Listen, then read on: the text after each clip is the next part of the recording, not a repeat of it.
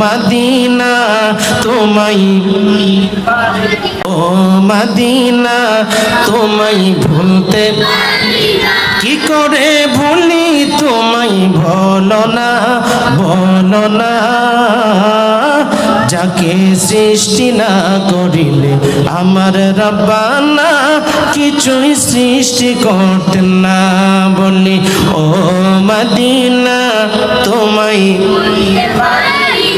বলি ও মদিনা কি করে ভুলি তোমায়, বলো না বলো না। যাকে সৃষ্টি না করিলে আমার রব্বানা কিছুই সৃষ্টি করতেন না। জোরে বলি সুবহানাল্লাহ। আল্লাহ রাব্বুল আলামিন বলেন ইজা যুকিরাল্লাহু ওয়াজিলাত কুলুবুহুম। মুমিন বান্দাদের মধ্যে অনেকগুলি বৈশিষ্ট্য আছে। এই বৈশিষ্ট্যের মধ্যে অন্যতম একটি বৈশিষ্ট্য হচ্ছে যখন মুমিন বান্দার সামনে আল্লাহর জিকির করা হবে, জিকির করার সাথে সাথে আল্লাহর স্মরণ হওয়ার সাথে সাথে আল্লাহর জিকির শোনার কারণে, আল্লাহর জিকির করার কারণে, আল্লাহর স্মরণ করার কারণে ওই বান্দা কিংবা বান্দির অন্তরের মধ্যে একটা কম্পন সৃষ্টি হয়ে যাবে, ভীত সন্তুষ্ট অন্তর হয়ে যাবে। আর যেই ব্যক্তি আল্লাহর স্মরণে মশগুল হয়ে যাবে ওই ব্যক্তি কোনোদিন আল্লাহর নাফরমানি করবে না। জোরে বলুন ঠিক কিনা। মা ফাতেমাতুজ জাহরা রাদিয়াল্লাহু তাআলা আনহা তিনি এমন ইবাদত করতেন। হযরত ইমাম হাসান রাদিয়াল্লাহু তাআলা আনহু বলেন, আমি আমার আম্মাজান মা ফাতেমাতুজ জাহরাকে দেখেছি জীবনে কোনোদিন নামাজ ছাড়ে নাই, আর জীবনে কোনোদিন তিনি আল্লাহর জিকির এবং তেলাওয়াতে কোরআন ছাড়ে নাই। উচ্চ আওয়াজে বলি সুবহানাল্লাহ। নামাজ পড়া দরকার আছে না নাই? জোরে বলুন না, দরকার আছে না নাই? আল্লাহর জিকির দরকার আছে না নাই? কখন কখন করতে হবে? সদা সর্বদা আল্লাহর জিকির আমাদের অন্তরে থাকতে হবে। এবার আমরা হাঁটতে গেলেও জিকির করতে পারি, একটু মনে মনে পড়তে পারি লা ইলাহা। হাঁটতে হাঁটতে জিকির পড়তে পারি, বসেও জিকির করতে পারি, শুয়ে শুয়ে জিকির করতে পারি। শুধু লা ইলাহা ইল্লাল্লাহ এটাই জিকির নয়।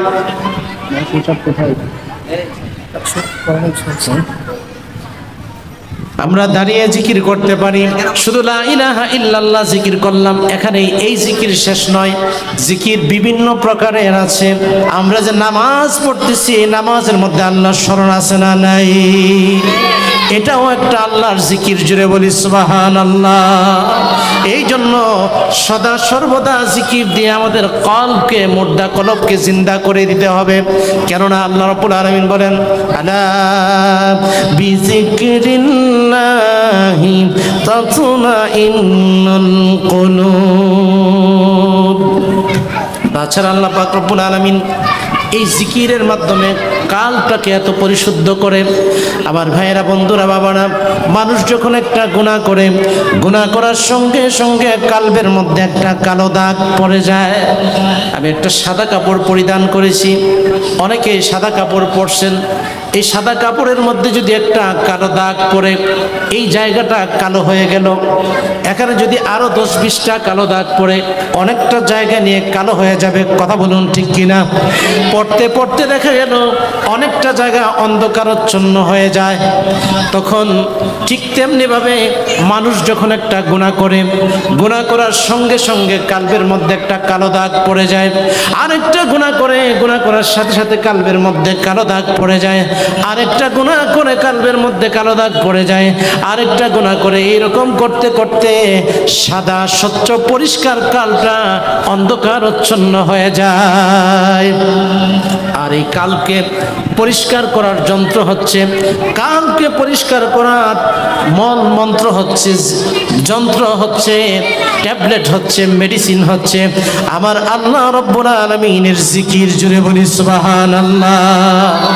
আল্লাহ রাব্বুল আলামিনের জিকির যেই বান্দা বেশি বেশি বেশি বেশি করবে, ওই কালটা আর অন্য সাধারণ মানুষের মতো থাকে না। ওই কালটা পরিশুদ্ধ, পরিষ্কার, স্বচ্ছ আয়নার মতো হয়ে যায়। তখন এই বান্দার কাতার থেকে বন্ধুতে রূপান্তরিত হয়ে যায়। মদিনা তোমায়, আপনারা মনে শুনেন নাই? ও মদিনা তোমায় ভুলতে কি করে ভুলি তোমায়, বলো না বলো না, যাকে সৃষ্টি না করিলে আমার রব্বানা কিছুই সৃষ্টি করতেন না। বলি ও মদিনা তোমায়, বলি ও মদিনা কি করে ভুলি তোমায়, বলো না বলো না, যাকে সৃষ্টি না করিলে আমার রব্বানা কিছুই সৃষ্টি করতেন না। জোরে বলি সুবহানাল্লাহ। বলতেছিলাম তখন ওই মানুষটা সাধারণ মানুষ থাকে না, ওই কালবের মধ্যে যখন ধ্যান করে চক্ষুটা বন্ধ করে বসে যায়, তখন আল্লাহওয়ালা ব্যক্তিরা অনেক অজানা জিনিস জানায়া দিতে পারে। সুবহানাল্লাহ বলি। কারণ এই মাহফিলটা পবিত্র ঈদে মিলাদুন্নবী এবং ফাতিহা ইয়াজদাহাম এই দুইটার সমন্বয়ে, তাহলে এই আউলিয়া কেরামের স্মরণও আমাদের দরকার। কথা বলুন ঠিক কিনা? যারা এইরকম জিকির করতে করতে আল্লাহর প্রিয় হয়েছে, কণ্ঠকে পরিশুদ্ধ করেছে, তারা চক্ষু বন্ধ করে ওই কবরের মধ্যে কি হচ্ছে, আউলিয়া কেরামের সুফিদের ভাষায় একটা মুরাকাবা আছে। এই মুরাকাবা করলে এটাকে বলা হয় কাশফুল কুবুর। কবরের মধ্যে কি হচ্ছে না হচ্ছে সেটা বলে দিতে পারে। সুবহানাল্লাহ বলুন। কাশফুল কুবুর, এই কবরের মধ্যে কি হচ্ছে না হচ্ছে সেটা বলে দিতে পারে। সুবহানাল্লাহ বলুন। এরকম ভাবে অনেক স্তর আছে। তো মা ফাতেমাতুজ জাহরা রাদিয়াল্লাহু তাআলা আনহা ছিলেন এমন একজন জিকির করনেওয়ালা, সারাক্ষণ সর্বদা আল্লাহ আল্লাহর রাসূলের জিকির দিয়ে জীবনটাকে সাজিয়েছিলেন। সুবহানাল্লাহ। এই জন্য আমরা আল্লাহর জিকির করব, সাথে সাথে রাসূলুল্লাহর জিকির করব। সুবহানাল্লাহ বলি। এই জন্য হাদিস শরীফে আসছে জিকরুল আম্বিয়াই মিনাল ইবাদাতি ওয়া জিকরুস সালিহিনা কাফারা। যেখানে নবীদের আলোচনা করা হয় সেটা ইবাদতে পরিণত হয়ে যায়, ইবাদত হয়ে যায়। আর যেখানে আউলিয়া কেরামের আলোচনা করা হয় সেটা আপনার আমার জীবনের গুনাহের কাফারা হয়ে যায়। সুবহানাল্লাহ। তাহলে মা ফাতেমাতুজ জাহরা রাদিয়াল্লাহু তাআলা তিনি ছিলেন সবচেয়ে বড় ক্ষুধাবিরু। সবচেয়ে বড়, আর যদি বলি না সবচেয়ে বড় কি? ক্ষুধাবিরু। তিনি যখন আল্লাহর নাম শুনতেন তিনার অন্তর ভয়ে কেঁপে উঠত। আর মুমিনের এক নাম্বার বৈশিষ্ট্য হচ্ছে আল্লাহর স্মরণ হওয়ার সাথে সাথে, আল্লাহর জিকির শোনার সাথে সাথে আল্লাহর স্মরণ, তারিফ, গুণগান সব কিছু যখন তার কানের মধ্যে চলে আসে, জবানের মধ্যে চলে আসে, তখন তার অন্তরাত্মা ভয়ে কেঁপে ওঠে। সুবহানাল্লাহ। মা ফাতেমাতুজ জাহরা ছিলেন জিকিরকারিনী মহিলাদের মধ্যে সর্বশ্রেষ্ঠ মহিলা। উচ্চ আওয়াজে বলি না সুবহানাল্লাহ। কারণ আল্লাহ রাব্বুল আলামিন জান্নাতের সরদারিনী তো এমনিতেই বানান নাই। সুবহানাল্লাহ বলবেন না? আর দেখা গেল মা ফাতেমাতুজ জাহরাকে এমন করে তৈরি করেছেন, তিনি সারা রাত নামাজের পাশাপাশি, জিকির তাসবির পাশাপাশি তিনি তিলাওয়াতে কোরআন অর্ধ রাত কাটিয়ে দিতেন কোরআনে পাকের তিলাওয়াত করতে করতে। সুবহানাল্লাহ বলবেন না? আর যদি বলুন না সুবহানাল্লাহ।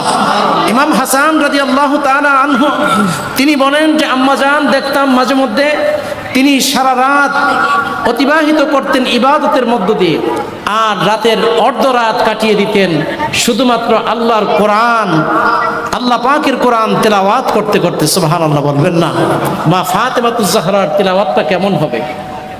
যিনি হচ্ছেন আমার নবী সাহেবে কোরআন, যার কাছে কোরআন এসেছে, যেই রসুলে পাকের সিনা মুবারকের মধ্যে আল্লাহ কোরআন লৌহে মাহফুজ থেকে দান করেছেন, ওই পাহাড়ের মধ্যে কোরআন নাজিল হওয়ার কারণে এই পাহাড়টাকে বলা হয় জাবালে নূর। যেটা বলুন না, নূরের পাহাড় হয়ে গেছে। সুবহানাল্লাহ বলুন। আমার ভাইরা বহুবার গিয়েছে সেই পাহাড়ে, যেই পাহাড়টার নাম জাবালে নূর বলা হয়েছে। যেহেতু আল্লাহর এই নূরের কোরআন এই পাহাড়ের মধ্যে নাজিল হয়েছে, তাহলে এই পাহাড়টাকে জাবালে নূর, নূরের পাহাড় নামে নামকরণ হয়েছে। উচ্চ আওয়াজে বলুন না সুবহানাল্লাহ। আর যার মধ্যে আল্লাহ পাক 30 পারা কোরআন সেট করে দিয়েছেন, তিনি হচ্ছেন সাহেবে কোরআন, তিনি হচ্ছেন নূরুন আলা নূর। উচ্চ আওয়াজে বলুন না সুবহানাল্লাহ। সেই রহমাতুল্লিল আলামিন নবীর কাছ থেকে যিনি সরাসরি কোরআনে কারীম শিক্ষা গ্রহণ করেছেন, হাদিস শরীফে আসছে তলাবুল ইলমি ফারিদাতুন আলা কুল্লি মুসলিমিন, অন্যত্র আসছে খায়রুকুম মান তাআল্লামাল কুরআন ওয়া আল্লামা, তোমাদের মধ্যে সর্বোত্তম ওই ব্যক্তি যিনি কোরআনে কারীম শিক্ষা করে এবং অপরকে শিক্ষা দেয়। সুবহানাল্লাহ বলুন। আর সেই মা ফাতেমাতুজ জাহরা আমার নবীর কাছ থেকে কোরআনে কারীম শিক্ষা গ্রহণ করেছেন। শুধু তাই নয়, ইমাম হাসান হুসাইন রাদিয়াল্লাহু তাআলা আনহুমা, এই দুই ভাই হযরতে মা ফাতেমাতুজ জাহরা এবং শেরে খুদা আলী রাদিয়াল্লাহু তাআলা আনহুমা, এই দুইজনের কাছ থেকে সরাসরি কোরআনে কারীম শিক্ষা লাভ করেছেন এই দুই কলিজার টুকরা আমার নবীর নাতিদ্বয়। উচ্চ আওয়াজে বলুন না সুবহানাল্লাহ। তাহলে মা ফাতেমাতুজ জাহরা তিনি কোরআনে কারীমের দক্ষ পণ্ডিত ছিলেন এবং এত কোরআনে কারীমের মধ্যে পাণ্ডিত্য অর্জন করেছেন, এনার সন্তানদেরকে কোরআনে কারীমের দার্স দান করেছেন। এবং হযরতে আলী রাদিয়াল্লাহু তাআলা আনহু, যার সম্পর্কে বলা হয়েছে আনা মাদিনাতুল ইলমি ওয়া আলীকুন বাবুহা, আমি হচ্ছি মদিনার ইলমের শহর আর সেই ইলমের দরওয়াজা হচ্ছে আমার আলী। উচ্চ আওয়াজে বলুন সুবহানাল্লাহ। এই দুইজনের কাছ থেকে দুই নাতিদ্বয় কোরআনে কারীমের দার্স গ্রহণ করেছেন। তাহলে মা ফাতেমাতুজ জাহরার জীবনে দেখা যায় তিনি কোরআনে কারীম বেশি বেশি তেলাওয়াত করতেন। শুধু তাই নয়, তিনি কোরআনে কারীম শিক্ষা দেওয়ার মতো সেই যোগ্যতাও তিনার মধ্যে আছিল। এবং কতটুকু ছিল, সমস্ত নারীদের চেয়ে আরো বেশি যিনি সর্বশ্রেষ্ঠ গুণের অধিকারী, তিনি হচ্ছে মা ফাতেমাতুজ জাহরা। উচ্চ আওয়াজে বলি না সুবহানাল্লাহ।